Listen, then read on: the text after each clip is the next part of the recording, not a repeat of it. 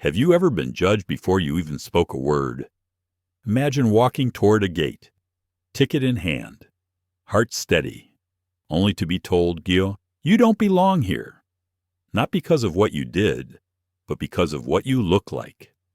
That's what happened to Elias Grant, a calm, brilliant black CEO who built one of the world's most powerful aviation systems.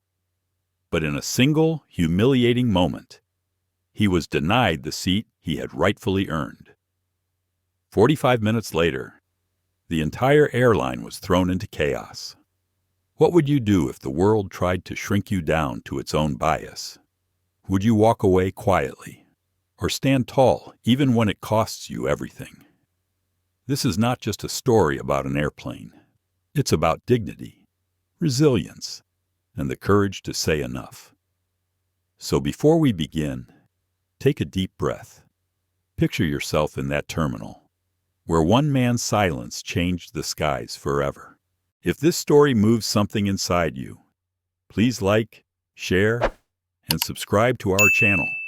So together, we can keep telling stories that remind the world to see the humanity in every face. The hum of JFK's Terminal 4 echoed with 1,000 small lives crossing paths. Rolling suitcases, boarding calls, the faint hiss of espresso machines blending into a mechanical lullaby. Among them stood a man who seemed carved from stillness itself, Elias Grant, founder and CEO of SkyLink Systems, a name that quietly powered half the world's air traffic logistics. He wasn't loud. He wasn't flashy. A charcoal suit, crisp white shirt open at the collar, and a calm that made people lower their voices without knowing why. In his left hand, a simple leather carry-on. In his right, a boarding pass that had cost $20,000. Seat 1A, first class, global wings. Flight 910, New York to London. The soft announcement drifted through the terminal. Now boarding first class and platinum elite passengers for Flight 910. Elias adjusted his cufflinks, took a breath, and began walking toward Gate C12. The world, for him, had always been about systems clean code, logical flow, predictable outcomes, until a human bias entered the algorithm. At the gate, the air felt heavier, that mix of tension and authority that clings to people who enjoy small power. Behind the counter stood Karen Miller, the gate agent. Her smile was professional, but her eyes sharp, assessing, judging. She barely looked up when Elias offered his passport and boarding pass. "Evening," he said gently. Karen's nails clicked on the keyboard. Beep. A red light blinked. Beep again. Her brows pinched. The system's showing a seat error. Elias tilted his head. Seat 1A. Booked months ago under the SkyLink corporate account. Her lips curved not kindly. Yes, but it seems the seat has been reassigned. Technical issue? I'm sure. You'll have to wait. He watched her fingers, how she typed slowly, deliberately, like she was performing rather than working. She hadn't checked anything real. He knew that rhythm. He'd written systems like hers. But he also knew that look, the quiet disbelief that a black man could belong in first class without needing to prove it. Before he could speak, a loud voice broke through the boarding line. Hey, that's me. 1-0, let's go. I'm running late. A tall, tanned man in designer streetwear pushed forward, flashing his phone screen. His name, Elias caught on the monitor, was Chad Winslow, a lifestyle influencer known for flaunting wealth that wasn't always his own. Karen's entire face changed. Bright smile, sweet tone. Of course, Mr. Winslow. Right this way. She scanned his pass. Green light. Chad winked at her, tossed Elias a half smirk, and strutted down the jet bridge. Karen turned back. All frost again. Sir, I'm afraid the seat is no longer available. We can rebook you for tomorrow's flight and offer a meal voucher. Elias blinked once. A meal voucher. For a $20,000 ticket. Yes, sir, she said, her chin lifting as if daring him to argue. Around them, passengers began to glance over, some impatient, some curious, one or two already whispering. Elias could feel the familiar tightening in his chest. The same old script playing again, calm black man versus agitated authority. He took a slow breath, steadying the rhythm of his pulse. Miss Miller, he said evenly, could you call your supervisor? There must be a misunderstanding. Karen's lips tightened. Sir, if you're going to raise your voice, I'll have to call security. He hadn't raised it, not once, but he'd seen this maneuver before reframe the victim as the threat. He glanced at the security guard already watching from the corner, hand resting near his radio. A tiny, exhausted sadness passed through him. I'm not angry, Elias said quietly, just persistent. Karen sighed loudly, reached for the phone, and muttered into it with performative urgency. Yes, Robert, I've got a passenger refusing to comply, becoming difficult. Her eyes flicked toward him as she spoke the last word. Minutes later, a man in a cheap blazer appeared. Robert Davies, duty manager, middle age, middle energy, middle everything. He arrived carrying authority like a borrowed coat. Sir, I understand there's a problem, he said briskly, already defensive. Elias explained the ticket, the confirmation, the corporate account. Robert nodded, not listening. Yes. Well, sometimes our system double books. Unfortunately, Mr. Winslow is Platinum Elite, and I, Elias replied, calm as ever, am the man whose company manages your entire logistics platform, including your booking software. For a second, the air went perfectly still. Robert blinked, unsure if it was a bluff. Then his expression hardened pride, outweighing reason. Well, be that as it may, the decision stands. You can fly tomorrow or receive a refund. Elias studied the man for a long, quiet moment. Behind him, the jet bridge sealed. The sound of engines hummed through the glass. He nodded once. Very well. Robert frowned, sensing something shift, but not knowing what. Elias stepped back from the counter, looked past them at the plane rolling away, and said in a voice so calm it chilled the air, You're making a catastrophic mistake. Robert smirked. Is that a threat? Sir Elias met his gaze, steady and unreadable. No, Mr. Davies, it's a diagnosis. He turned, walked toward the quiet side of the terminal, and sat near the window, hands folded, eyes distant. He didn't shout. He didn't call a lawyer. He simply opened his phone and made one call. Sarah, he said softly, when his chief operating officer answered, We're changing tomorrow's launch schedule. Her voice, calm but alert. Is everything all right? Not yet, Elias replied, but it will be in about 45 minutes. The story paused there, like a held breath. The engines outside roared to life, carrying away the man who had stolen his seat and leaving behind the one who held the city's future in his hands. The plane was already a glimmering silhouette against the winter sky when Elias ended the call. The lights along the runway bled into streaks of gold and blue. Behind him, the chatter at Gate C-12 was fading, replaced by the muffled rhythm of airport life continuing as if nothing had happened. He sat still, one leg crossed over the other, his thumb hovering above the phone screen. Years of discipline kept his pulse steady. He had trained himself never to react in anger. Anger was noise, and noise clouded judgment. His mother used to tell him, You don't raise your voice, Eli.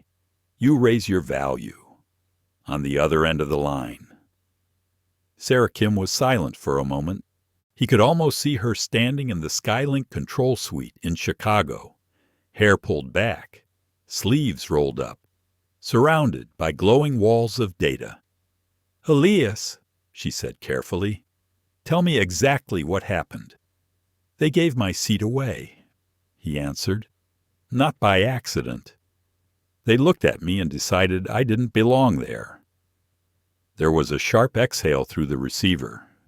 "Do you want me to escalate to their corporate liaison?" "No. We'll let the system speak for us." He opened a secure file on his phone, a digital architecture map labeled Airlink Prime. It was the new backbone for Global Wings' entire flight management network, scheduled to go live in less than 8 hours. Every flight plan, gate assignment, and fuel allocation depended on the final biometric authorization of one person, him. Sarah's voice dropped. "You're thinking of invoking Section 14, aren't you?" Elias closed the file. "We built the rule for accountability. Let them learn what accountability feels like." A small smile ghosted across her voice. "Then I'll hold the team in standby mode. Exactly 45 minutes, Elias said. No more, no less." When the call ended, the terminal felt even quieter. Outside the glass, Flight 910 began to taxi down the runway, its engines swelling like a storm moving out to sea. He leaned back, eyes following the aircraft until it lifted into the dark. "Safe travels." "Chad," he murmured, across the city of Chicago, in a steel and glass operations center owned by Global Wings. Dozens of analysts stared at streams of live flight data. Everything was green. Everything was normal. Yet deep inside the system, a dormant line of code waited for a missing key. Sarah stood before her team, a half circle of engineers who had followed her from project to project for years. "You all know the protocol," she said quietly. "When the countdown hits 0, we shift from active to hold. Do nothing until I give the release." One of the younger programmers frowned.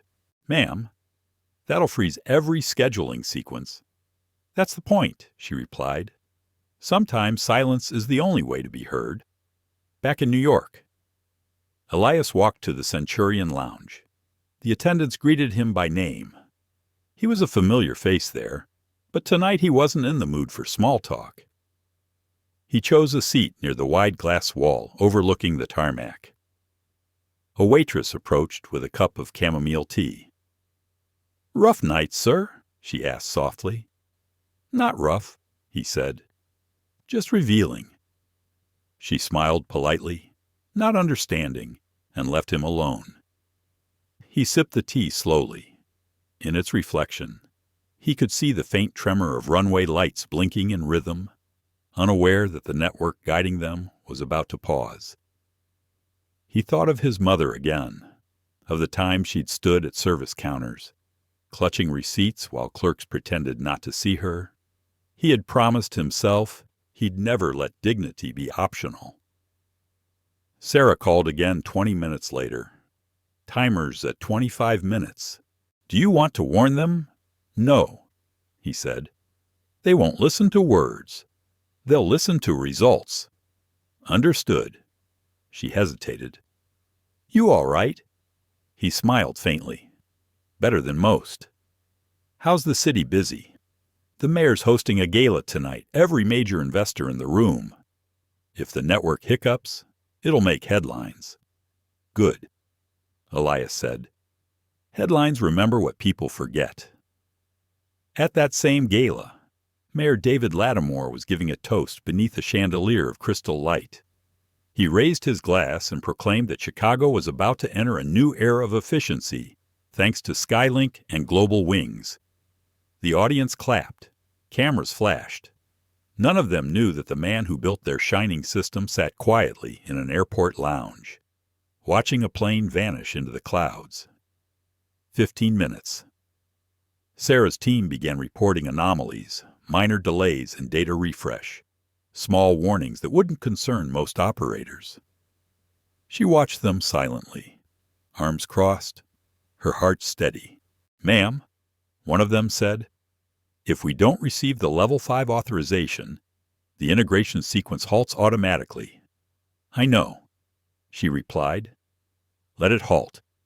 10 minutes. In Dallas." The airline's Central Operations Center buzzed with excitement.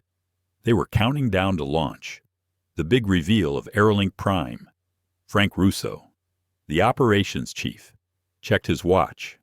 "We'll make history tonight," he told his team, but on his monitor, a single amber light flickered. Then another. Minor glitch. Someone said. He nodded, unconcerned. "Keep rolling. 5 minutes." Elias placed his empty cup on the saucer. Around him, the lounge screen showed sports highlights, stock tickers, the endless noise of normal life. No one noticed the subtle shift in tempo, the digital heartbeat of an airline starting to stutter. He folded his hands, closed his eyes for a moment, and whispered to himself, "Actions have weight." When the timer reached 0, Sarah gave the final order. Hold sequence confirmed. Across 3 continents, thousands of flights awaiting clearance froze in mid-protocol. Ticketing terminals blinked red. Boarding passes refused to print. Cargo systems stalled. In Dallas. Frank Russo's shout cut through the room. "What just happened?" Elias's phone buzzed once. A message from Sarah's system in hold, awaiting further instruction. He looked out at the night sky, where Flight 910 had vanished, carrying Chad Winslow in the seat that was supposed to be his. For a moment, he felt no triumph, only a calm certainty, the kind that settles when justice begins to move. In Chicago, the mayor's gala was interrupted by a flood of buzzing phones. Assistants whispered into earpieces. Reporters glanced at screens. The headlines were already forming: Global Wings grounded technical outage freezes flights worldwide. Elias watched the lights beyond the runway shimmer, each one a reminder of how fragile empires could be. He didn't smile. He simply whispered the truth that had guided his entire life. "Respect," he said, "is not optional." At 8:47 p.m., 35,000 feet above the Atlantic, passengers on Flight 910 felt a subtle jolt. The cabin lights flickered once. The hum of the engines dipped almost imperceptibly, and then steadied again. Most people ignored it. Only the pilots noticed that their data feed altitude, weather route, had stopped refreshing. Captain Reynolds tapped the monitor. "That's odd," he muttered. "Navigation's frozen." Co-pilot, "Can you resync the SkyLink link?" "Already tried," the younger man answered. Server not responding. "Switch to manual," Reynolds said calmly, though the tightness around his eyes betrayed concern. Back on the ground, the situation was unraveling faster than anyone could manage. In Dallas, Global Wings Operations Center was a riot of blinking screens and frantic voices. Frank Russo barked orders over the noise. "Restart the server." "Call SkyLink. Someone get me tech support," an analyst shouted from across the room. "Sir, it's not just us, other partner networks are going down. Heathrow, Frankfurt, O'Hare. Same blackout." Frank froze. His heart hammered. "That's impossible," he said under his breath. But even as he spoke, the giant map on the wall showed planes holding patterns over major airports, the blinking green dots turning yellow, then red. In Chicago, the mayor's gala had dissolved into chaos. David Lattimore stood in a corner surrounded by aides, cell phones pressed to their ears. Reporters snapped photos as he tried to keep his composure. "What do you mean all departures are suspended?" he demanded into the phone. "We're hosting the World's Transportation Summit tomorrow." The voice on the line was trembling. "Mr. Mayor, it's the SkyLink integration. The system's waiting for the final encryption key. Without it, nothing moves. Then get the key, he shouted. There was a long pause. Sir, only one person has that key. In the quiet lounge at JFK, Elias sat by the window, watching the streaks of light from departing aircraft. On the news ticker above the bar, a headline scrolled Global Airline glitch grounds flights across 4 continents. The announcer's voice trembled with speculation. Cyber attack, server collapse, software failure. No one had the answer. His phone vibrated. Sarah again. Elias, she said, voice low but steady. We're getting calls from the airline board. They think it's an attack. He took a sip of water. Tell them it's not an attack. It's a lesson. You're calm, she said softly. I'm tired, he replied. Calmness just hides fatigue. Sarah hesitated. They're asking for your biometric authorization. If we don't release the key soon, the financial losses could cross billions. He watched a janitor wiping the floor. Slow circular motions, unconcerned by the world unraveling above. Sarah, do you remember what my mother used to say? Yes, she whispered. You don't raise your voice, you raise your value. He nodded, though she couldn't see. It's time they learn what value looks like when you ignore it. At the airline's headquarters, Frank Russo received a new call, this one from the corporate CEO, Richard Sterling. Frank, explain to me why my airline is frozen, sir. It's the SkyLink system. The fail-safe's waiting for Grant's key. We can't override it, Grant, Sterling shouted. You mean Elias Grant, the same man whose contract I signed last month? Yes, sir. Sterling's breath caught. Where is he? Last ping from New York. JFK terminal. Sterling rubbed his temples. Get a jet ready. Now. Back at JFK. The atmosphere thickened as passengers stranded at gates started demanding answers. Karen Miller stood behind her counter again, now surrounded by a mob of restless travelers. Her supervisor, Robert Davies, was sweating through his collar, shouting into a phone. Head office says system outage. He muttered. No flights, no refunds, no nothing until further notice. Karen's face drained of color. She stared at the terminal screen, every flight blinking, delayed. For the first time, she understood the weight of the man she had dismissed. Out on the concourse, Elias walked slowly past the rows of anxious faces, parents comforting children, business travelers tapping on dead phones, airline staff trying to calm people they couldn't help. The world had grown noisier, but his steps stayed measured. A young attendant approached him nervously. Sir, excuse me, aren't you Elias Grant? The news says your company runs SkyLink. He looked at her, saw the fear in her eyes, and nodded once. Is it true you can fix this? She whispered. I can, he said simply. But not yet. She bit her lip. Why wait? He turned his gaze toward gate C12 where Karen still stood frozen. Because some lessons need silence to echo. The minutes ticked by. The airport that had always thrummed with movement felt like a cathedral now, filled with whispers and unease. Elias checked his watch, 40 minutes since the flight had taken off. Sarah's call came again. Elias, Sterling himself is trying to reach you. Should I connect him? Let him wait. Her voice tightened.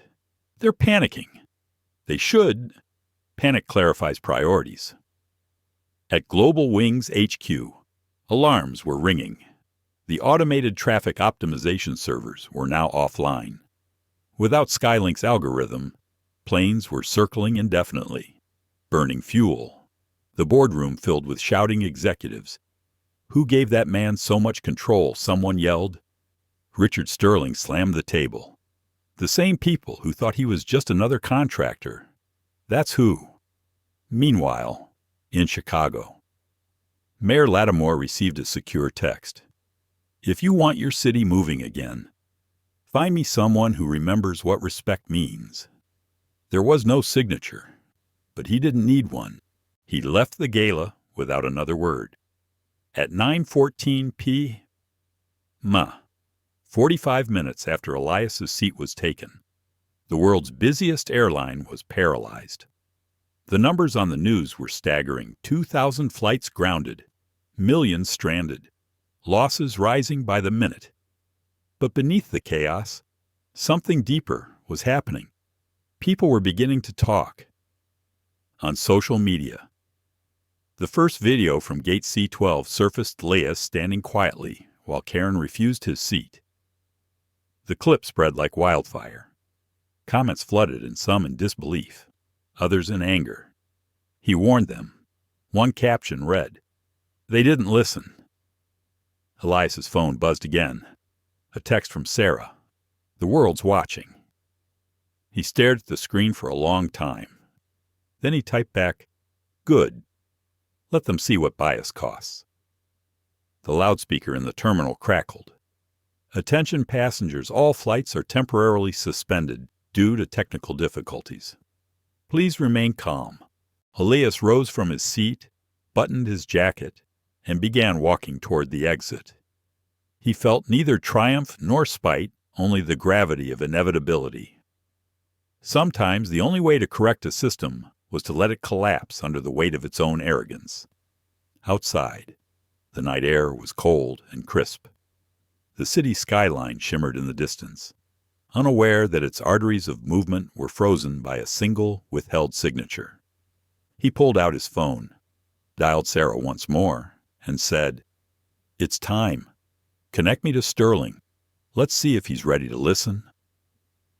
The clock in the Centurion Lounge read 9:23 p.m.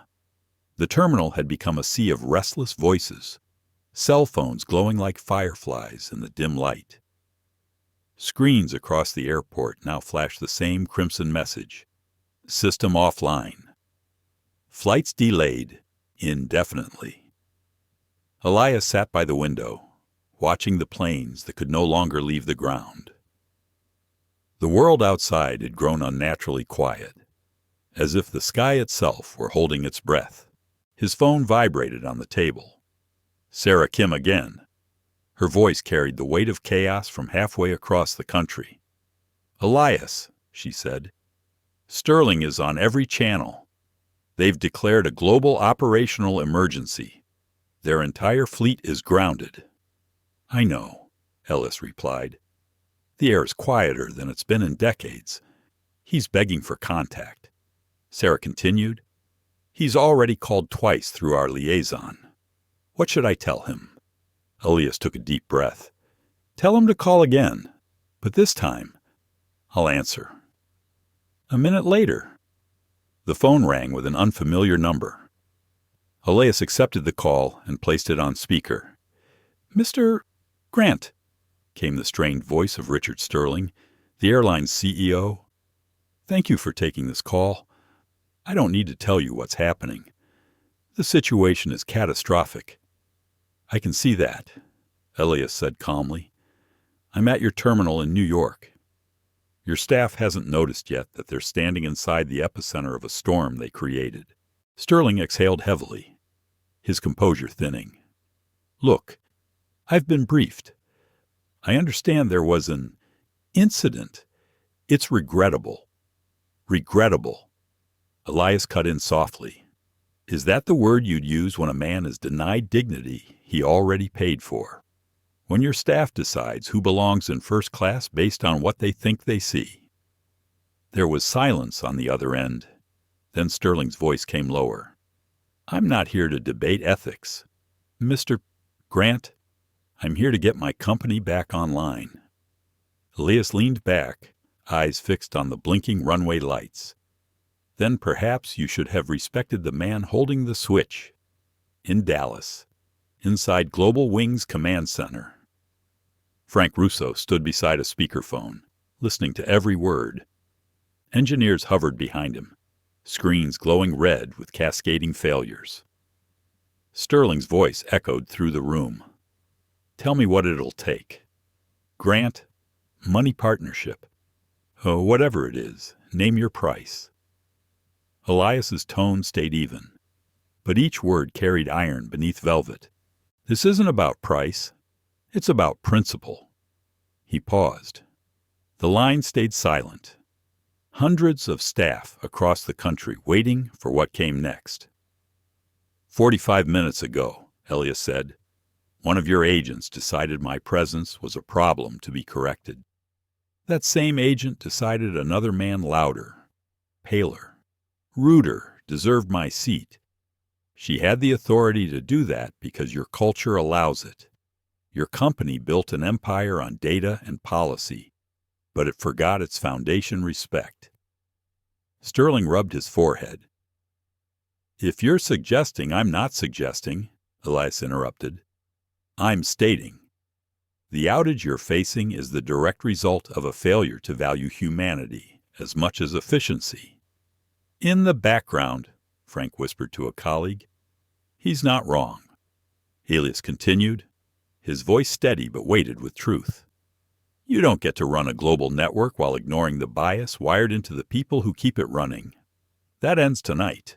Sarah's message popped on his screen media coverage, exploding. Live feeds from every airport. Public blaming the airline, not us. He glanced at it briefly, then returned to the call. "Here are my terms. Mr. Sterling, listen carefully, because they're not negotiable." Sterling's tone turned wary.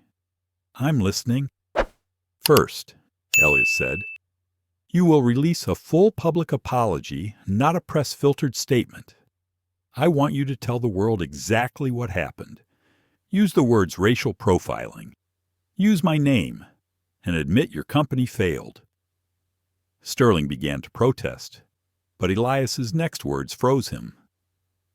"Every second you hesitate, another $1 million drains from your reserves." A pause, then a resigned, "Continue." "Second," Elias said, "you'll establish a $50 million equity and inclusion fund. It will sponsor aviation scholarships, train your staff, and support underrepresented engineers in this industry. That fund will be managed independently, and SkyLink will audit its progress. And third," Elias said, his voice calm as falling snow, "SkyLink Systems will receive 3 seats on your board of directors, effective immediately. We're going to make sure this never happens again, not just to me, but to anyone." Sterling was silent. When he finally spoke, his voice was brittle. "You're demanding control of my company." "No," Elias said softly. "I'm offering it a conscience." The line stayed quiet long enough that even Frank in Dallas stopped breathing. Then Sterling said, "If I agree to these terms, will you restore our systems? When I'm satisfied that you understand why this happened," Elias said. "Not before." Outside, reporters were gathering beyond the glass. Cameras pointed toward the tarmac, where hundreds of aircraft sat motionless. The world was watching a man reclaim power through calm precision. Back at the gate, Karen Miller and Robert Davies were fielding waves of irate passengers. Every insult hurled their way echoed the same helpless anger Elias had faced earlier. Robert's phone rang suddenly.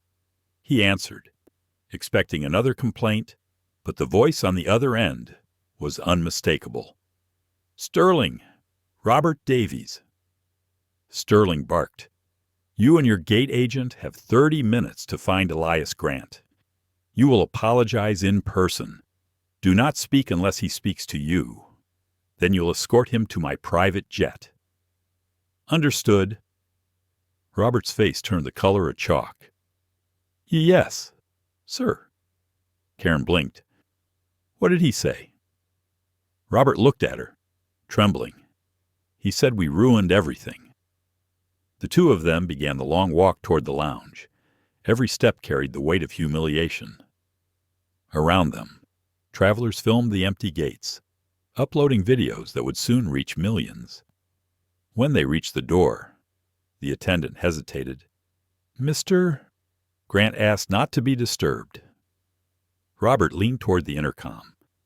"Tell him it's Robert Davies and Karen Miller. Please, we need to speak with him. Inside." Elias glanced toward the door and said quietly to the attendant, "Let them in." They entered slowly, heads lowered. Karen's face was pale, her voice trembling. "Mr.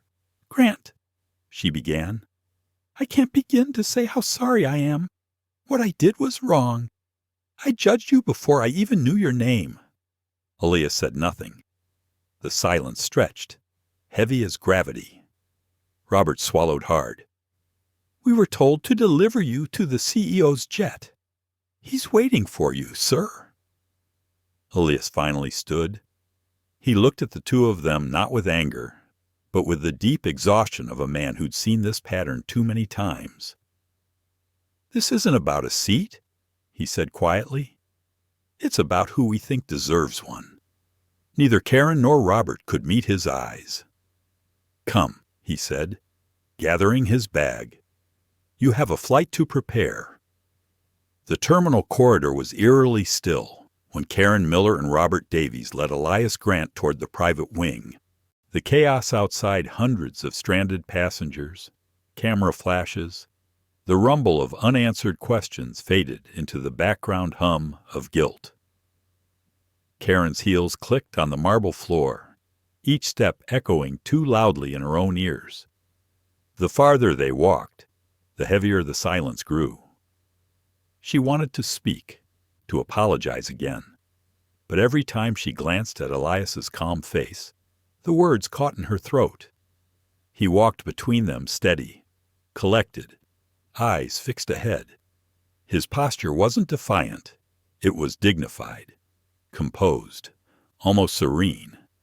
Yet every detail around him, the uniformed guards, the flurry of executives waiting by the hangar, betrayed that the balance of power had shifted completely. At the end of the corridor, a sleek Gulfstream G650 waited on the tarmac, its polished silver surface gleaming under the floodlights. Two attendants stood ready by the stairs, unsure whether to smile or bow. "Mr. Grant," Robert said softly, "the aircraft is fueled and ready for immediate departure to London. Mr. Sterling's orders." Elias glanced at him, unreadable. "And you two?" Robert hesitated. "We've been instructed to accompany you as your in-flight attendants." Elias gave a faint nod. "Good. Then let's make sure you understand what service really means." They climbed aboard. The cabin interior was immaculate cream leather seats, walnut panels, the faint scent of citrus polish. Karen's hands shook as she stowed his bag in the overhead compartment. She'd served countless passengers before, but never under such scrutiny. Once seated, Elias called Sarah Kim. Her voice came through the phone's speaker with a steadiness only he could fully read. "The entire network is waiting on your word," she said. "Sterling signed the agreement. Legal is verifying, but the board has already approved your terms." "Good," Elias replied. "Hold a restart until I say so." Karen poured him a glass of water. Her fingers trembled slightly, causing a ripple across the surface. Elias noticed, but said nothing. The engine started with a low, steady roar, and soon they were climbing into the night sky, leaving the chaos below them. For a while, none of them spoke. The quiet hum of altitude filled the cabin like a confession waiting to be spoken. Finally, Karen broke the silence. "Mr. Grant, I keep trying to understand why I did what I did. I thought I was following procedure, but I wasn't. Was I Elias looked out the window? where the faint curve of the earth was beginning to show against the stars. "Procedure is often just prejudice written in polite language," he said quietly. Robert shifted uneasily in his seat across the aisle. "I swear I didn't mean any harm. I just wanted to de-escalate the situation." Elias turned his gaze toward him. "You wanted peace more than you wanted justice. They're not the same thing." Both employees fell silent. The weight of his words hung in the air. Impossible to escape? He leaned back, folding his hands. "Do you know what happens when small humiliations go unchecked?" he asked softly. "They grow into systems, policies, cultures, and one day, someone like me walks up to a gate, and you both think you're just doing your jobs while denying a man his humanity." Karen's eyes filled with tears. "I know, and I can't undo it." "No," Elias said gently, "but you can understand it. That's the beginning." The aircraft cruised smoothly at 41,000 feet. Outside, the Atlantic shimmered under the moonlight. Inside, the cabin felt like a courtroom suspended above the world. Elias's phone vibrated again. A message from Sarah. "All major news outlets are live. Global wings trending worldwide. Public sentiment turning in your favor." He replied, "Maintain silence until we land. Let them see the contrast between chaos and composure." Karen returned with a tray crystal glass, silver cutlery, linen napkin. "Dinner, sir," she murmured, setting it gently before him. She hesitated, then added, "I read about you once. SkyLink started in your garage, didn't it?" He nodded. "I built it to make flying safer, faster, fairer. I didn't realize I'd spent half my life proving I belong in the seats my own systems keep aloft." Her lip trembled. "You shouldn't have to prove that." "No one should," he said simply. The intercom clicked. "Cabin crew, prepare for cruise service," the pilot announced. The sound startled Robert, who stood to refill Elias's glass but nearly knocked over the bottle. Elias steadied it with a hand. "Easy," he said. "It's not about perfection. It's about respect." The rest of the meal passed in silence. Every gesture pouring champagne, offering a napkin felt like part of a lesson that needed no explanation. Halfway across the ocean, Elias closed his laptop and looked at them both. "Do you know what irony is?" he asked. Robert blinked. "Sir, I built a network that predicts and prevents failure," Elias said. "Yet tonight, that network became the stage for a very human failure. Yours. Technology didn't crash the system. Ego did." Karen swallowed hard. "Will you forgive us?" Elias's expression softened. "Forgiveness isn't a transaction. It's understanding without forgetting." For a long moment, none of them spoke. Then his phone lit up again. Sarah's face appeared on the screen. "Elias," she said. "London control reports total gridlock. Sterling's calling every hour. He's desperate." Elias glanced at the two attendants. "Tell him the system will come back online when this plane crosses the halfway point over the Atlantic. Not a minute sooner." Sarah smiled faintly. "Understood. The world's watching you now." "I know," Elias said.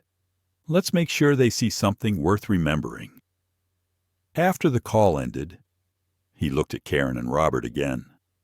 "When we land, there will be cameras, statements, public apologies.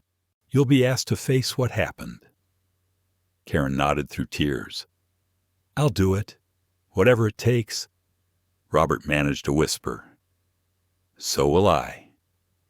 Elias reached for his notebook and wrote something down, a single phrase, small and precise. He tore the page free and placed it on the table between them. Karen leaned closer and read the words aloud. "Respect is the first class we all deserve." She looked up, her voice breaking. "That's beautiful. It's necessary." Elias replied, "Beauty without truth is decoration." The jet sailed quietly through the night, slicing through clouds that glowed faintly under the moon. Below them, entire cities slept under grounded skies, waiting for a signal from the man they had once refused a seat. Karen wiped her eyes, then adjusted the napkin beside his glass. "Would you like anything else, Mr. Grant?" He shook his head gently. "No, Ms. Miller. I think I finally have everything I need." And for the first time that night, she saw it, not pride, not revenge, but peace, the kind that comes only when justice is finally aligned with truth. The clock on the flight display blinked 20:03 a.m. The private jet glided in smooth silence above the Atlantic, moonlight draping across the wings like silver threads. Inside the cabin, Elias Grant remained still, his eyes fixed on the horizon where darkness met faint traces of dawn. He had been quiet for nearly an hour, no phone calls, no emails, just stillness. The hum of the engines filled the space like a low heartbeat. Across from him, Karen Miller and Robert Davies sat nervously, their hands clasped tightly in their laps. They had expected anger. Instead, they faced something far more unsettling: patience. A faint ping sounded from the onboard system. Sarah Kim's voice filtered through the intercom. "Elias, we're tracking your flight. You've just crossed the halfway point over the Atlantic." "Good," he replied. "Run the partial reboot." In Chicago, thousands of terminals flickered, lights blinked, systems sighed awake, and a murmur of relief rippled through the airlines network. The world's first partial restoration had begun, but only enough to tease hope. Sarah's voice continued. "Operations are stabilizing in Europe, but North America is still grounded. Sterling's waiting for confirmation." "He can wait a little longer," Elias said. "He hasn't earned ease yet." Karen glanced at him cautiously. "You really have control over all that." Elias turned to her. "Calm. Control is just responsibility with better posture." Robert rubbed the back of his neck. "Sir, what's going to happen to us when we land?" "You'll tell the truth," Elias said. "Nothing more, nothing less." As the plane sliced through a thin veil of clouds, he reached for his tablet. On the screen, streams of live news filled the interface anchors debating motives, analysts speculating about cyber terrorism, and one headline that made him pause: "Who is Elias Grant, the man behind the global shutdown?" He tapped the video. The anchor spoke with urgency. "Elias Grant, founder of SkyLink Systems, has yet to release a statement. Sources say he's aboard a private aircraft owned by Global Wings CEO Richard Sterling. Public reaction is split. Some call him a hero for exposing systemic bias. Others label him reckless." Elias lowered the tablet. They always mistake accountability for vengeance. Karen swallowed hard. "If you wanted revenge, you could have destroyed everything." He looked at her, his expression unreadable. "Revenge is loud, change is quiet and lasting." For a moment, there was only the sound of the engines again, steady, relentless. Then the intercom clicked. "Mr. Grant," the pilot said, "we're receiving a direct message from Global Wings headquarters. It's marked urgent. Patch it through," Elias said. The voice that came next was sharp, weary, and unmistakably tense. "Richard Sterling. Elias, I've done everything you asked. The board signed the agreements. The apology statement is drafted. But we need that system online. You're holding the entire global grid hostage." Elias's tone remained level. Words mean nothing without acknowledgement. "Has your statement been released publicly?" Not yet, Sterling admitted. Legal's revising. Then you haven't done everything, Elias interrupted. You've only begun. Sterling exhaled sharply. Do you have any idea what this is costing us? Elias closed his eyes for a moment. Yes, about as much as dignity costs when it's stolen. Silence. Then the line went dead. Robert shifted uneasily. You're really not afraid of them, Elias smiled faintly. You can't be afraid of people who already proved they underestimated you. Karen stood and walked toward the galley, her voice soft but strained. When I saw you at the gate, I thought you were just another businessman trying to upgrade without paying for it. I didn't even look at your name. I just assumed. Assumption is a form of blindness, Elias said quietly, and blindness repeated becomes policy. She nodded, tears threatening again. I've been thinking about the way we treat people, the way I've treated people. It's like the job trains us to stop seeing faces. Elias glanced at her. Then maybe it's time to retrain the world to see again. The engines hummed softly as the jet crossed into European airspace. Through the window, streaks of light began to appear, the first signs of morning. Elias watched them, expression thoughtful. He remembered his mother's hands, rough, strong, gentle when she fixed his collar before every school debate. She'd said once, one day, you'll have to choose between being liked and being right. Tonight, that choice had come full circle. His phone vibrated again. A text from Sarah Mayer Lattimore requests a direct conversation. Says he understands now. He typed back, patch him through. Moments later, a deep, steady voice filled the cabin. Mr. Grant, said David Lattimore, this is the mayor of Chicago.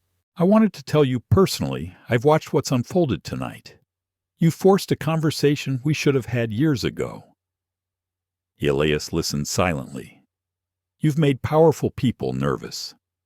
The mayor continued, but you've also made ordinary citizens hopeful. You reminded us that respect isn't just a social courtesy, it's infrastructure. Without it, everything collapses. Elias's lips curved slightly. That's the first honest statement I've heard all day. The mayor chuckled softly. Chicago owes you more than an apology. I'm arranging for your arrival to be addressed at the Civic Forum tomorrow. The world will be watching, Elias replied. Then let's make sure they see a city that can learn. When the call ended, Karen looked at him with a mix of awe and guilt. You talk like someone who's not angry anymore. He met her gaze. Anger's a spark. It can start a fire or light the way. Tonight, I chose light. The plane began its gradual descent toward Heathrow. The sun had broken over the edge of the earth now, washing the cabin in gold. Karen and Robert sat quietly, absorbing every word, every silence. As the captain announced their landing approach, Elias took one last look at the horizon. Sarah, he said into the intercom, bring all systems back online. Full capacity. Let the skies move again. Yes, sir, came her reply. Welcome back to control. In seconds. The world shifted. Flight radars glowed green, terminals rebooted, and voices across continents cheered as the skies reopened. Reporters shouted headlines of salvation. Global wings restored. SkyLink CEO ends worldwide shutdown. Elias powered off his phone. The job was done. But the message had only just begun its journey. Karen turned toward him as the wheels touched down. Mr. Grant, what will you say when the press asks why you did all this? He smiled gently.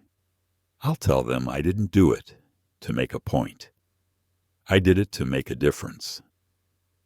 The engines slowed. The cabin lights brightened. The world, once silenced by arrogance, was ready to listen again. The jet's tires kissed the tarmac at Heathrow International Airport just as dawn spread its first pale light across the runway. The city below was waking up to headlines that painted Elias Grant as both a villain and a visionary. Every major news outlet carried his name, and social media feeds were flooded with fragments of the story clips from the terminal. Screenshots of flight delays, hashtags demanding explanations, apologies, and, in many corners, praise.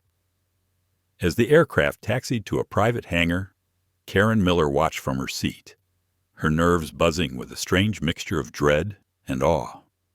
The man who had quietly sat in front of her hours ago was no longer just a passenger. He was a movement-living proof that quiet resolve could shake the entire world. The door opened. A cold rush of morning air filled the cabin as airport officials, security escorts, and members of the press waited at a distance. Flashbulbs flickered like lightning. The moment Elias stepped onto the stairway, a murmur rippled through the crowd. Cameras followed his every move as he descended unhurried, eyes forward, expression calm. At the foot of the stairs stood Richard Sterling, his immaculate suit now wrinkled, his eyes bloodshot from a sleepless night. He extended a hand, hesitant but desperate. "Mr. Grant," he began, voice cracking slightly, "I want to thank you for restoring the system. You've saved us from total collapse." Elias didn't immediately respond. His gaze swept the hangar, the chaos, the reporters pressing forward, the lenses capturing everything. Finally, he spoke, his tone measured and even. "I didn't save you, Mr. Sterling. I saved the passengers who believed in your company even after you stopped believing in them." The cameras clicked rapidly. Sterling's hand lowered awkwardly. From behind, Sarah Kim approached, tablet in hand, eyes scanning the data streaming across the SkyLink network. "All systems fully operational," she confirmed quietly. "We're stable again." "Good," Elias said, his attention still fixed on Sterling. "Then let's move forward." "Mr. Grant," a reporter shouted from behind the security line, "is it true you orchestrated the global shutdown to punish the airline for racial discrimination?" Elias paused before turning toward the crowd. "Punishment isn't the right word," he said. "Correction is. When arrogance becomes policy, the system must be reminded who keeps it alive. People." The journalists surged forward, throwing questions like darts, but Elias raised a hand slightly and silence returned. "You can't code respect into software," he said. "You have to live it. Tonight, the world learned what happens when respect is treated as optional." The crowd erupted into murmurs as he turned back toward Sterling. "You'll release that statement now?" Sterling swallowed. "Yes. It's ready. We've arranged a press room inside the terminal. I'll make it official within the hour." "Good," Elias replied. "Then you'll join me afterward for a public roundtable on systemic accountability. No pre-approved scripts."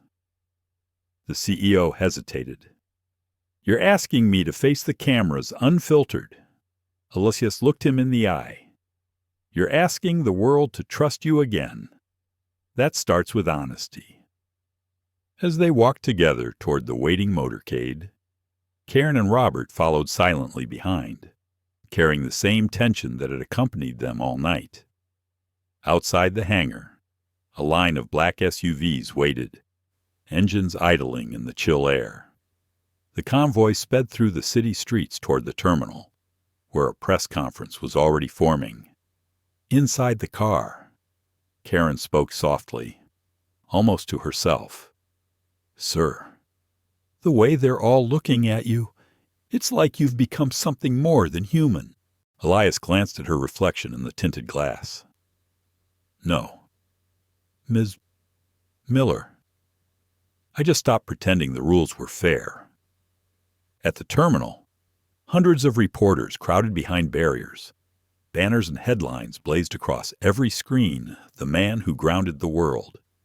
Elias entered the hall flanked by Sarah and Sterling. As the cameras flashed, Sterling adjusted his tie and stepped to the podium. His voice trembled at first, then steadied. Last night, Global Wings faced an unprecedented operational crisis, one that revealed not a technical flaw, but a moral one. Our actions at JFK Airport were inexcusable. We discriminated against a passenger, Mr. Elias Grant, not because of his actions, but because of our assumptions. For that, we apologize without qualification. Every camera captured Sterling's words, but all eyes shifted when Elias moved beside him. His tone was calm, yet carried a gravity that made the room still. Technology connects people, but prejudice disconnects humanity. The problem isn't software, it's blindness disguised as protocol. What happened to me happens every day to people without power. The difference is, I had a system that listened when people didn't.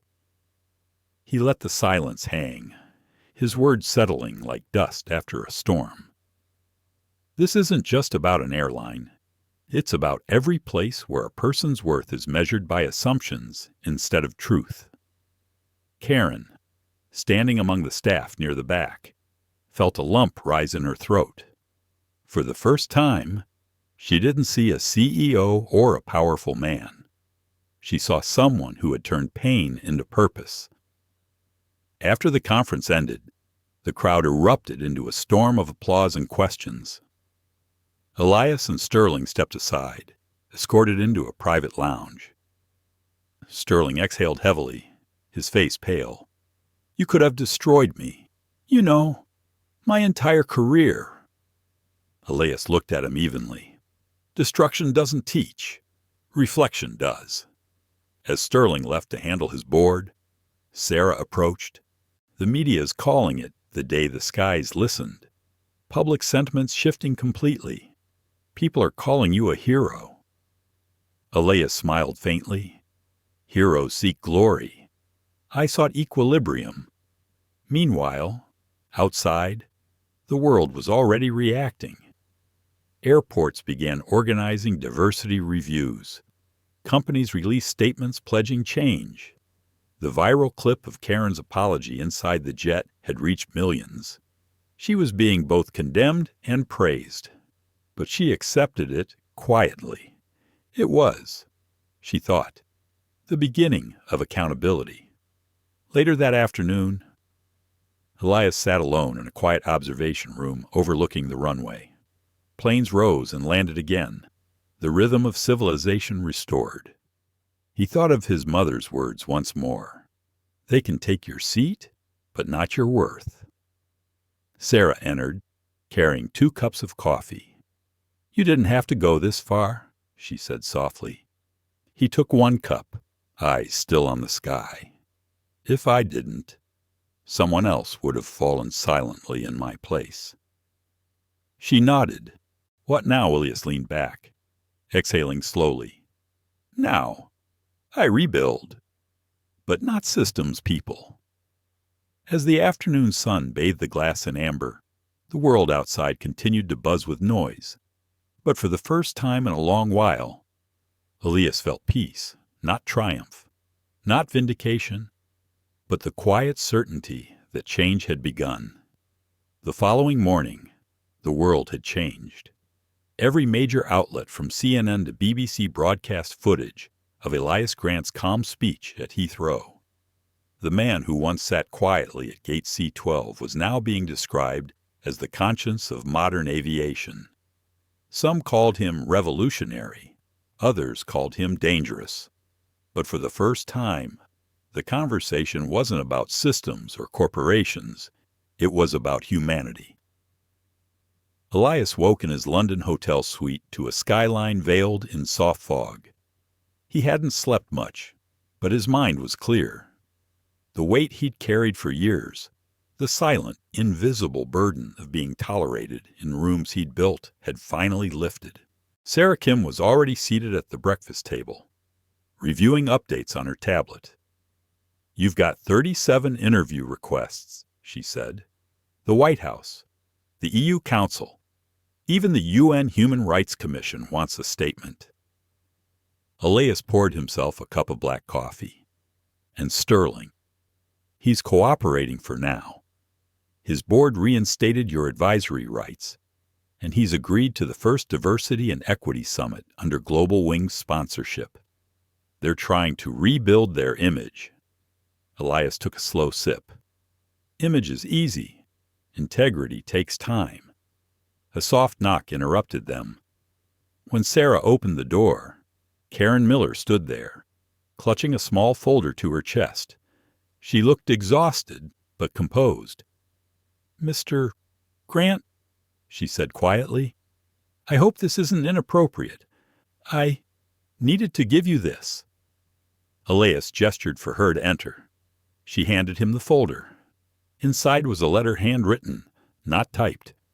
"It's my resignation," she said, her voice trembling slightly, "but also my confession. The airline asked me to stay, to show redemption on camera, but I can't heal where I caused harm. I want to start over somewhere smaller, somewhere I can actually learn." Elias read the first few lines of her letter silently. Her handwriting was neat but hesitant. She'd written about bias training, about the faces she remembered turning away from, about how she'd mistaken politeness for fairness. When he looked up, his expression softened. "Ms. Miller," he said, "the easiest thing you could do is run. The harder thing is to stay and rebuild what you broke. If you walk away now, you'll carry guilt instead of growth." Karen's eyes shimmered. "You really think they'd let me fix anything after what happened?" He nodded slowly. "If they don't, I will." Sarah smiled faintly from the side. "SkyLink could use someone who understands both sides of this lesson." Karen looked between them, stunned. "You'd hire me." Elias shrugged lightly. "You already started the most important work reflection. Most people never get that far." For the first time since that night. Karen smiled, not in relief, but in quiet gratitude. After she'd left, Sarah closed the door gently. "You really meant that?" Elias nodded. "Every revolution needs a reminder that change is possible, even for the ones who caused the storm." Later that day, Elias and Sarah arrived at the Global Wings headquarters for a closed-door meeting with the airline's leadership. The building's glass facade gleamed like nothing had happened.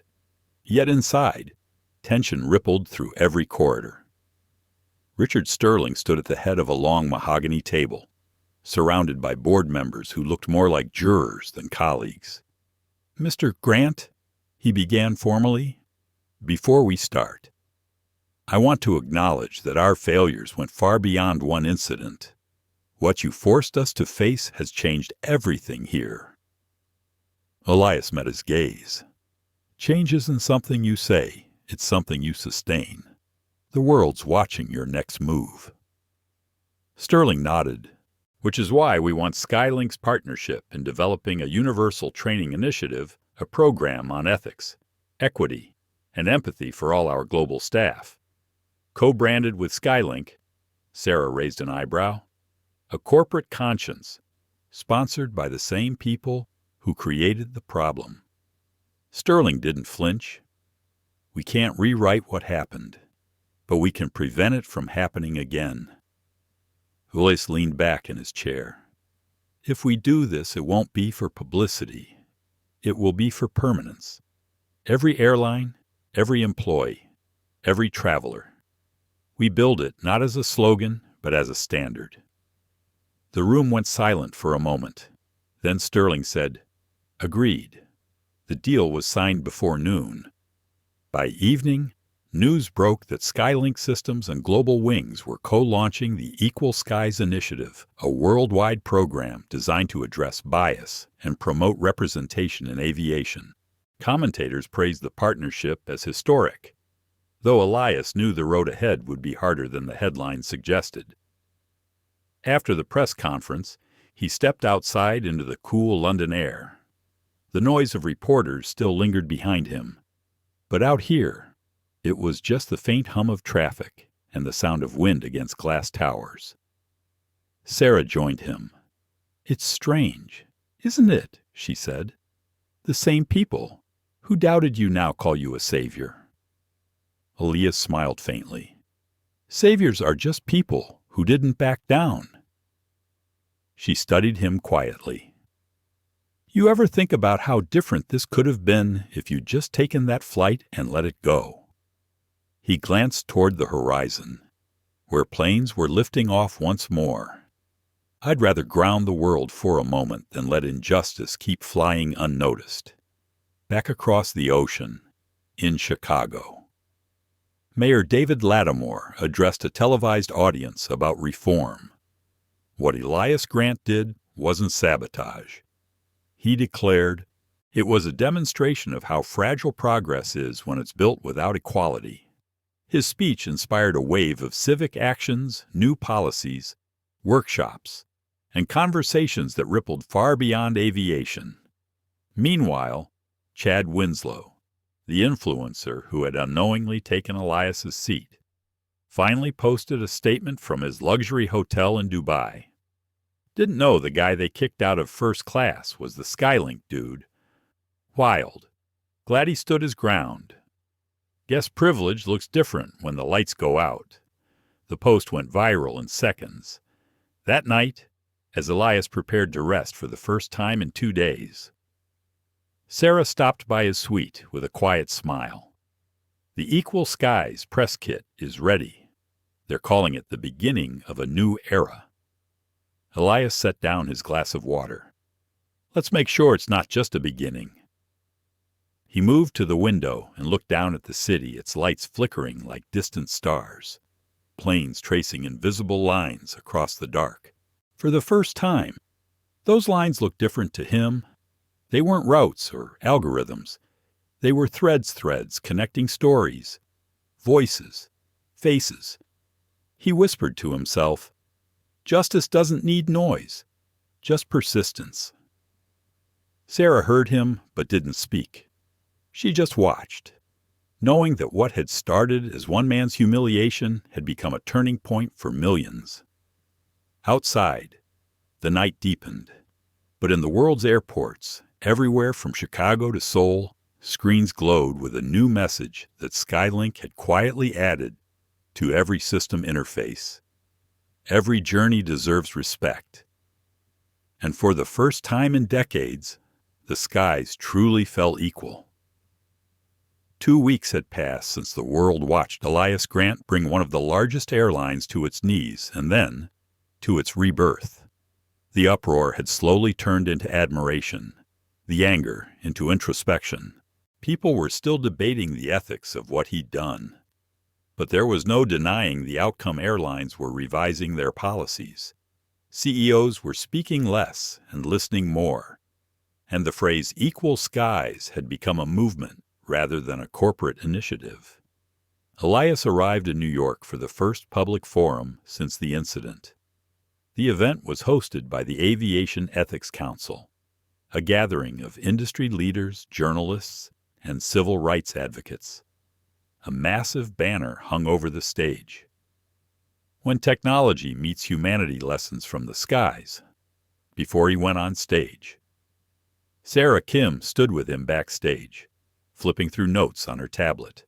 "The mayor's here," she said, "and so is Sterling. He looks like he hasn't slept since London." Elias smiled faintly. "That makes 2 of us." She glanced at him. "You're sure you want to face live questions? No filters, no moderators." "I didn't build SkyLink by avoiding turbulence," he said. When his name was announced, the audience rose in applause, not the explosive kind, but the deep, sustained clapping that carried respect. Elias stepped to the podium and let the noise settle. Cameras zoomed in, lights softened, and the room became still. 2 weeks ago, he began, I was told I didn't belong in a seat I'd earned. Today, I stand here not because I fought for that seat, but because I refused to let silence be the price of peace. He paused. The incident at JFK wasn't an isolated mistake. It was a mirror showing what happens when bias becomes routine, when people stop questioning systems because the systems work for them. The room listened with rapt attention. Sterling sat in the front row, his face unreadable. Elias continued, Equal Skies isn't a program, it's a promise. One that says you don't need power to deserve respect, and you don't need privilege to be seen. After the applause subsided, a journalist raised her hand. Mr. Grant, some critics say you endangered millions by grounding flights. Do you believe the ends justified the means? Elias leaned forward slightly. When every polite email, every report, every quiet complaint is ignored, what's left but consequence? I didn't endanger lives. I forced accountability to land. The audience murmured approval. When the forum ended, Sterling approached him privately. You were right, he said quietly. We've changed our entire hiring structure. The board voted yesterday to appoint a new chief diversity officer, someone you recommended. Elias's brow lifted. Karen Miller Sterling nodded. She starts next month. She's been working closely with your training division. I have to admit, she's sharper than I expected. Elias smiled. People often are when you finally look at them. Outside, reporters swarmed, shouting questions, flashes blinding under the winter sun. As he moved through the crowd, Elias caught sight of Karen standing off to the side, talking with young interns from SkyLink's mentorship program. Her voice carried calm authority, and the fear that once shaped her face was gone. Mr. Grant, she called softly when he passed. They want to hear about second chances. He stopped and met her gaze. Then tell them the truth. Redemption isn't given, it's chosen. That evening, Elias returned to his Manhattan apartment overlooking the Hudson. It was his first quiet moment in weeks. City lights shimmered below, reflecting like constellations in motion. He sat by the window, the glow of his phone lighting his face as messages poured in praise, criticism, invitations, offers. Among them was one message from an unknown address.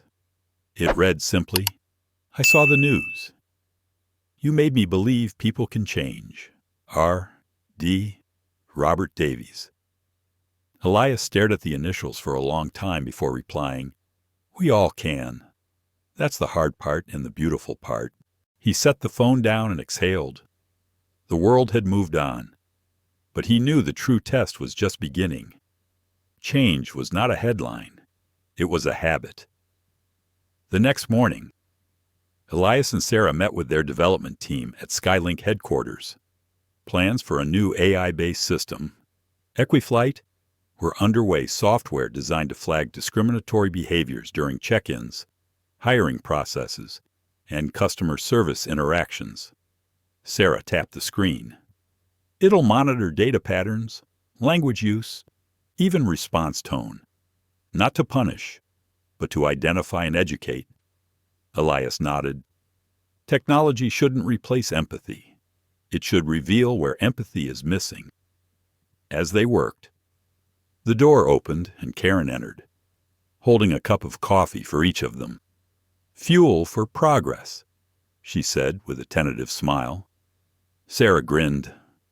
Look who's already acting like she runs the place. Karen laughed softly. Just trying to keep up with the people who taught me how to see. Elias took the cup. Then keep watching. Ms. Miller, The world's full of blind spots. Later that day, he stepped outside for a short walk along the river. The wind was cold, but crisp with promise. He passed strangers rushing to work, faces lost in screens, and thought about how many invisible moments like his had unfolded across decades' unspoken slights, quiet humiliations, invisible ceilings. He thought of his father, who once told him, "One day, you'll realize that the most dangerous form of discrimination isn't loud, it's polite." That memory stayed with him as he stopped near a park bench overlooking the water. A little girl nearby was trying to fly a paper airplane. The wind kept twisting it off course. She frowned. Elias crouched beside her. "Try folding the edge tighter," he suggested gently. She did. The plane soared a little farther this time.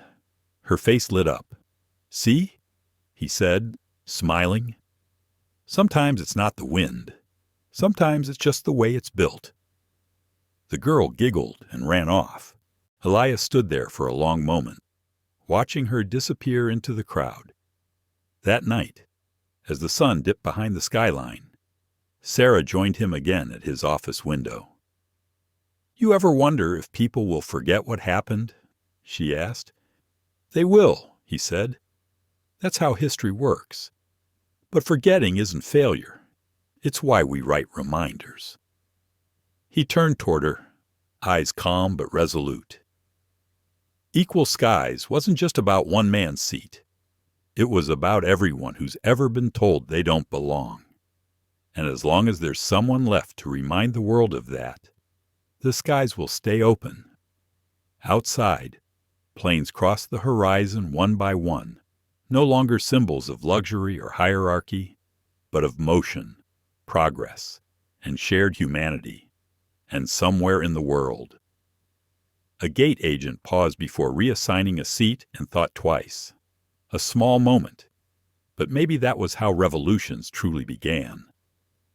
The month that followed was quieter, but only on the surface. Beneath the calm, a storm of transformation was brewing. Global Wings Airlines had begun implementing the Equal Skies initiative in earnest. Every airport, every regional office, every employee from baggage handlers to vice presidents was now required to undergo the new empathy and ethics program co-designed by SkyLink. And at the center of it all, Elias Grant found himself both revered and resented. Headlines had shifted from Airline in chaos to Airline reborn. Yet critics continued to question whether one man's moral stand had the right to ground a world. "You can't teach compassion with a contract," one columnist wrote. But Elias wasn't trying to teach compassion. He was trying to build systems that no longer excused its absence. It was a crisp winter morning in Chicago when he arrived at the Civic Auditorium for the public town hall organized by Mayor David Lattimore. The hall was packed. Hundreds of citizens, business owners, and reporters filled every seat. At the center stage stood a banner that read, "From crisis to conscience building, the future of equality." When Elias stepped up to the podium, applause echoed through the chamber. David greeted him with a handshake, the kind that spoke of mutual respect earned through fire. "Elias," the mayor said softly, "you've changed more than an airline. You've changed the conversation." Elias smiled modestly. "Conversations are easy. David, change is what hurts." The forum began. People asked questions raw, emotional, honest. A woman from the crowd stood up, voice trembling. "I'm a flight attendant," she said. "I've watched bias play out for years. We just called it customer policy. How do you fix something that deep?" Elias leaned forward. "You start by naming it. The hardest part of healing is admitting where it hurts. That's what this movement is about." The woman nodded, tears glistening. After the forum, Elias stepped outside into the brisk air. Snowflakes began to drift through the streets, soft and slow. Sarah caught up with him, her scarf fluttering in the wind.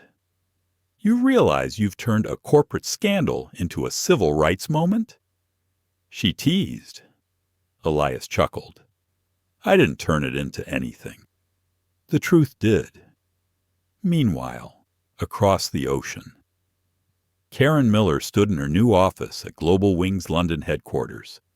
The nameplate on her desk still felt surreal. Chief Diversity Officer. Around her, the walls were bare, except for a framed quote Elias had sent her after she accepted the position. "Accountability isn't punishment, it's progress in disguise." Her first day hadn't been easy. Some colleagues refused to meet her eyes. Others whispered behind her back. But she didn't flinch. She'd earned her redemption the same way she'd earned her failure, through choices. That morning, she walked into a meeting of senior staff. The tension was thick. Richard Sterling sat at the head of the table, arms folded. "Ms. Miller," he began, his tone cautious, "I understand you've proposed revising our internal promotion metrics." "Yes," she replied calmly. "Bias doesn't end at hiring. It thrives in who we trust to lead." Several executives exchanged looks. One of them, a gray-haired director, snorted softly. "With all due respect, Ms. Miller, people get promoted here on performance, not pity." Karen met his gaze evenly. "Then you should have no problem with transparency." The room went silent. Sterling's lips curved faintly, not a smile, but the acknowledgement of a fight worth watching. "Proceed with the proposal," he said. "After the meeting." Sterling stopped Karen in the hallway. "You've got steel in you," he said quietly. Karen straightened her blazer. "I learned from the best, sir. Or at least from the one who held up a mirror. Back in New York." Elias watched her progress reports with pride. Late at night, when most of the city slept, he and Sarah reviewed data showing small but measurable shifts, better workplace morale, improved feedback from passengers, and more equitable hiring patterns across the industry. Still, change was never linear. There were protests from investor groups claiming reverse discrimination. Online trolls flooded comment sections with hate. A few airports even resisted the new system altogether. One night, after a particularly draining board meeting, Elias and Sarah shared a quiet dinner at a small restaurant overlooking Central Park. The city lights reflected off the snow like stars caught in glass. "Do you ever regret it?" she asked softly. "Grounding the world like that?" Elias thought for a moment. "No.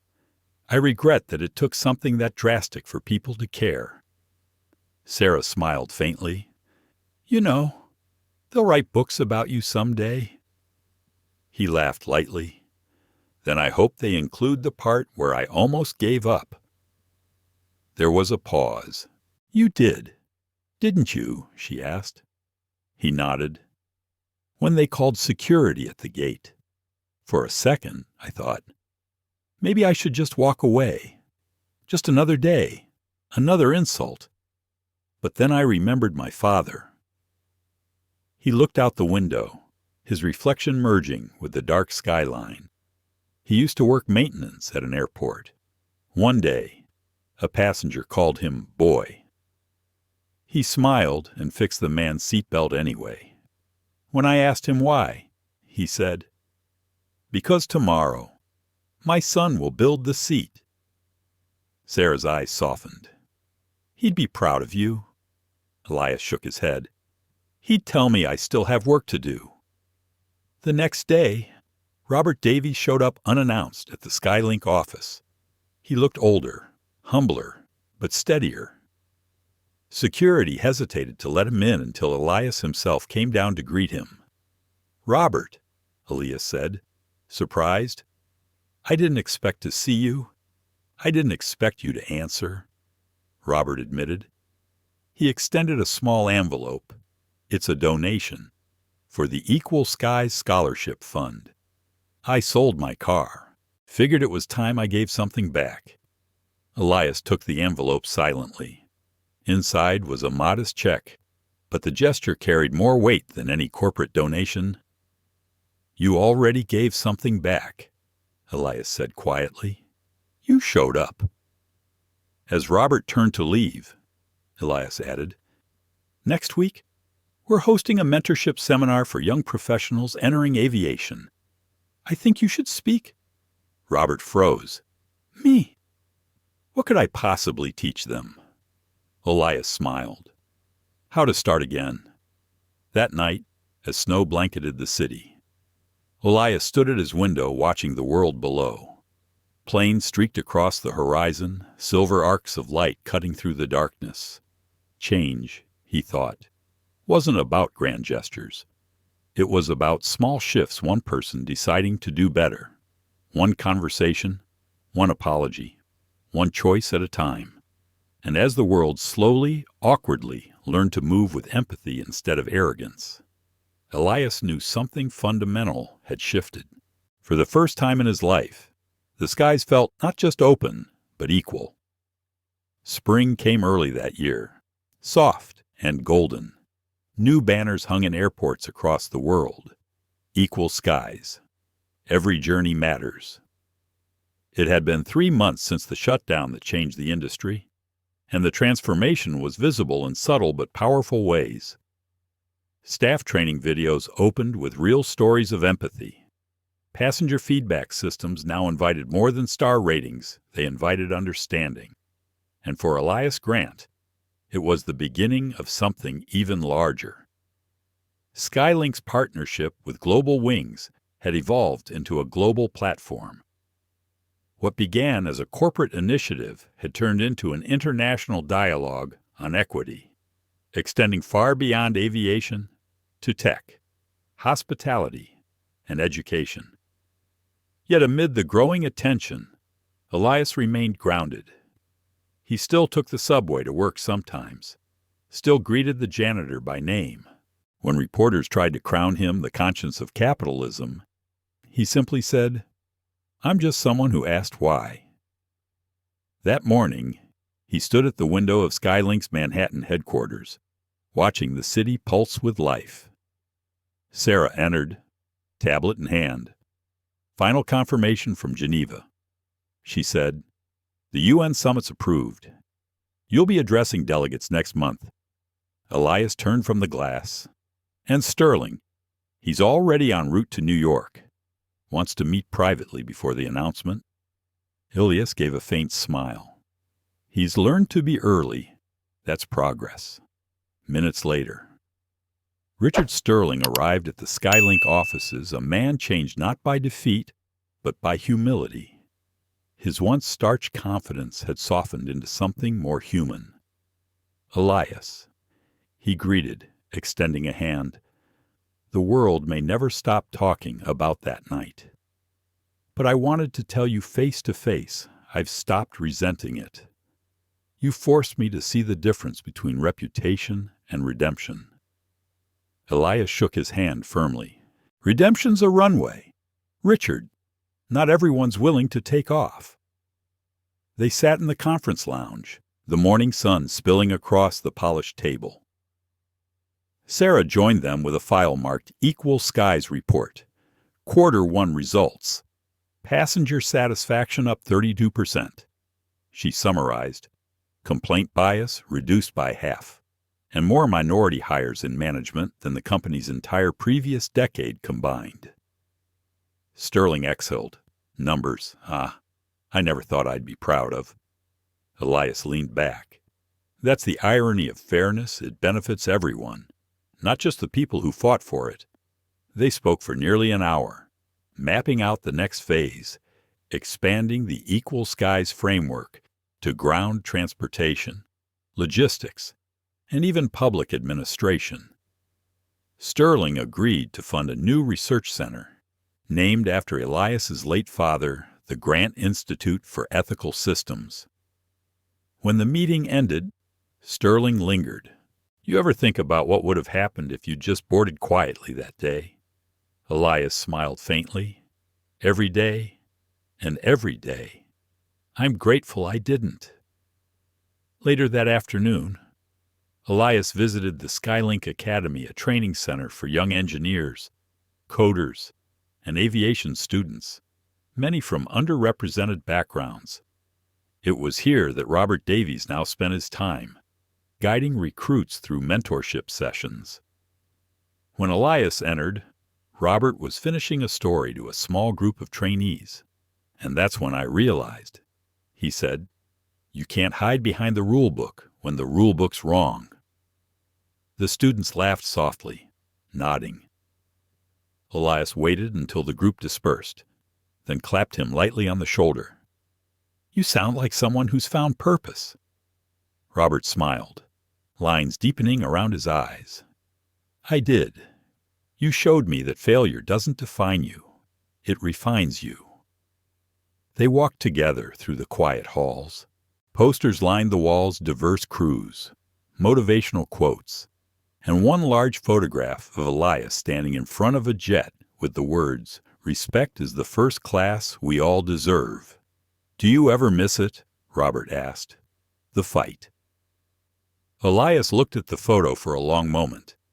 "The fight never ends." "Robert, it just changes altitude. Across the ocean." Karen Miller stood at a podium in Heathrow's Terminal 3, addressing new hires. Her voice was confident now, her message steady. "I was once the person who told a man he didn't belong," she said. "Now, I work every day to make sure no one else hears those words again." A reporter from the BBC approached her afterward. "Ms. Miller, what do you think made Elias Grant so different?" Karen smiled gently. "He didn't just ask for a seat. He asked us to look at the whole plane." That same evening, in New York, SkyLink hosted a private dinner celebrating the official launch of the Grant Institute. The guest list included policymakers, activists, and leaders from around the world. Mayor Lattimore toasted first, raising his glass. "To courage," he said, "not the kind that shouts, but the kind that waits for the world to listen." Applause filled the room. Elias stood to respond, his tone quiet but firm. "When my father fixed planes, he used to say that every bolt, every wire, mattered. Miss one connection, and the whole structure could fail. Humanity works the same way. Every person we dismiss, every story we ignored weakens the system holding us together." The crowd fell silent, some with tears glistening. "We can't undo the past," Elias continued, "but we can make the future fair enough that no one needs to apologize for existing." Sarah glanced at him with pride. This wasn't the fiery man who had once grounded the world in righteous fury. This was a leader tempered by grace, who understood that revolution wasn't about destruction. It was about reconstruction. After the dinner, as the guests departed, Elias lingered by the balcony overlooking the glittering Manhattan skyline. Karen called from London, her voice warm. "The new recruits asked me what kind of man you really are. You know what I told them?" What Elias asked, smiling. "I told them you're the kind who makes people believe again." He chuckled softly. "You give me too much credit." "Maybe," she said, "but you gave me my life back. That's not nothing." When the call ended, Elias looked out over the city, lights reflecting like rivers of possibility. Sarah joined him quietly, a cup of tea in hand. "Tomorrow, the UN speech," she reminded him. "They'll expect something big." Elias nodded. "Then we'll give them something simple. Truth doesn't need decoration." She smiled. "You've changed." "Elias?" He turned toward her. "No, I just stopped apologizing for being visible." A plane passed overhead, its engines low and steady, slicing through the night. For a moment, both of them watched in silence. "Do you ever think the skies are finally equal?" Sarah asked softly. Elias exhaled, thoughtful. "Not yet," he said, "but they're learning." And as the night deepened, it wasn't triumph. Elias felt it was peace, the kind that came not from winning, but from knowing he had helped the world see a little clearer. The following day dawned bright and clear over Geneva. The lake shimmered like glass beneath the Alps, and banners from every nation fluttered outside the United Nations headquarters. Reporters, diplomats, and activists from around the globe filled the courtyard, waiting for Elias Grant, the man whose quiet defiance had sparked a global movement, to speak. Inside the grand hall, the energy was palpable. Screens displayed the phrase that had become a symbol of his cause. "Equal skies respect is the first class we all deserve," delegates whispered. Journalists prepared their broadcasts, and leaders adjusted their earpieces.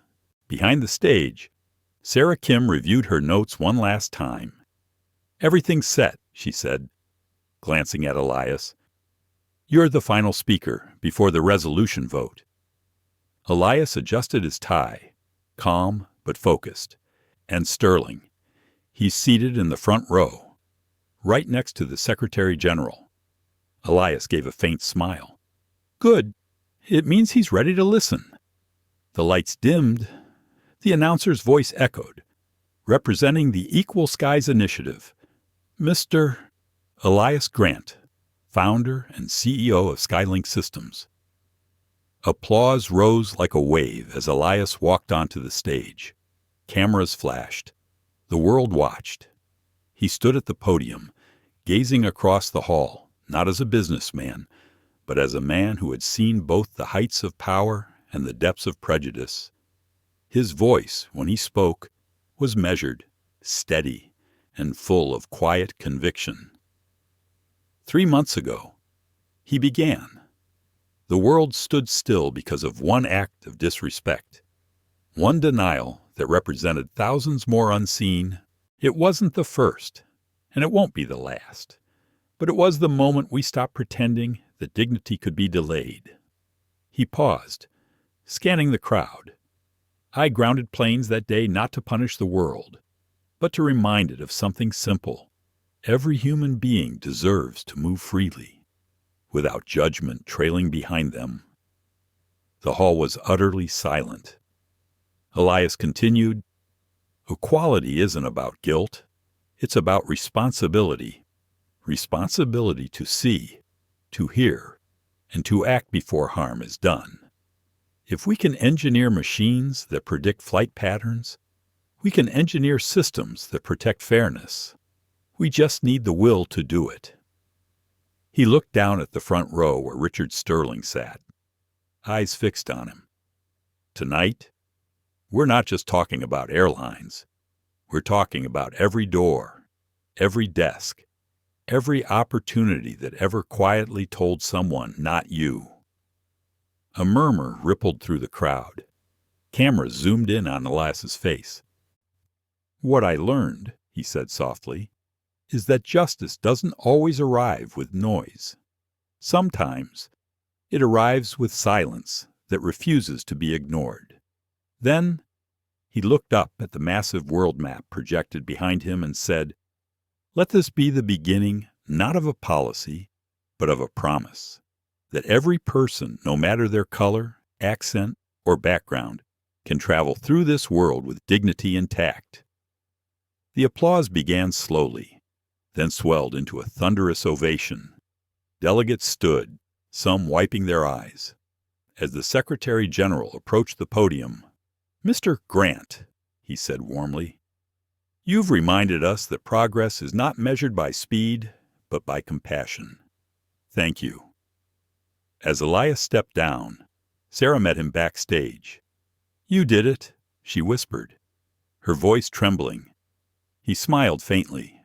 "No, Sarah, we did." Outside, cameras surrounded them. Reporters shouted questions. Flashes blinded. But Elias stopped when he saw Karen Miller approaching through the crowd, having flown in from London the night before. She was holding a small box. "Mr. Grant," she said softly, opening it to reveal a silver wing pin, the kind worn by flight captains. The staff at Global Wings wanted you to have this. It's the same design they give to new recruits, only this one says Equal Skies on the back. Elias took the pin, emotion flickering in his eyes. "Thank them for me," he said, "and thank you for proving that change doesn't need perfection, just courage." Karen smiled. "You taught me that courage can sound like an apology." As she turned to leave, Robert Davies appeared beside her, carrying a camera crew. "You'll want to see this," he said to Elias. He handed over a tablet streaming live footage from JFK Airport, the same terminal where everything had begun. On screen, passengers were lining up for a new flight. A black family approached the counter, and the gate agent, wearing a small Equal Skies badge, stood and offered her hand with a genuine smile. No hesitation, no prejudice. Elias watched silently as the family boarded the plane, laughter echoing faintly through the speakers. "That's it," he murmured. "That's the real victory." Robert nodded. "You didn't just change a company, you changed the script." That evening, as twilight fell over Geneva, a private dinner was held at a lakeside villa for the summit's closing delegation. Leaders, journalists, and advocates mingled beneath strings of warm lights. The air was filled with laughter, conversation, and the faint hum of possibility. Mayor Lattimore found Elias on the terrace, looking out over the lake. "I've been thinking," the mayor said. "It's strange, isn't it? One man refused to sit down, and the whole world had to stand up." Elias chuckled quietly. "Maybe that's how it's supposed to be." The mayor nodded. "What's next for you?" Elias looked toward the horizon. "I don't know. Maybe I'll rest. Maybe I'll teach. But whatever I do, it'll be about building, not breaking." When the mayor left, Sarah joined him, carrying 2 glasses of wine. "For peace," she said, clinking hers lightly against his. "For persistence," he corrected with a smile. They stood together, watching as planes crossed silently above the mountain's silver lines against the fading sky. "Do you think people will remember?" she asked quietly. Elias thought for a long moment before answering. "They might forget the speeches, the headlines, even the names, but they'll remember the feeling. The moment they realized respect wasn't a privilege, it was a right." The wind shifted, carrying the distant hum of engines. Somewhere, a plane ascended into the night, its lights glimmering like a promise. Elias pinned the silver wings to his lapel and whispered, almost to himself, "Every journey deserves respect." And in that moment, on that quiet evening by the lake, the world didn't just seem different. It was different. The story of Elias Grant reminds us that respect should never be conditional. True equality isn't about giving people special treatment. It's about removing the walls that should never have been there in the first place. In a world that often rushes past quiet injustices, Elias teaches us the power of stillness, of calm defiance that doesn't shout, but simply refuses to disappear. For older generations who have seen decades of change, his story feels both familiar and urgent. It whispers a truth we've always known. Progress isn't about speed. It's about empathy. Whether at work, in our families, or in the small daily choices we make, the way we treat others defines the legacy we leave behind. Sometimes, the greatest revolutions begin not with anger, but with grace. And sometimes, standing your ground can lift the whole world a little higher. Thank you for staying with us through this emotional journey. If Elias Grant's story touched your heart, please like, share, and subscribe to our channel. Your support helps us bring more powerful stories of courage, respect, and hope to life. Together, Let's keep reminding the world every story deserves to be heard.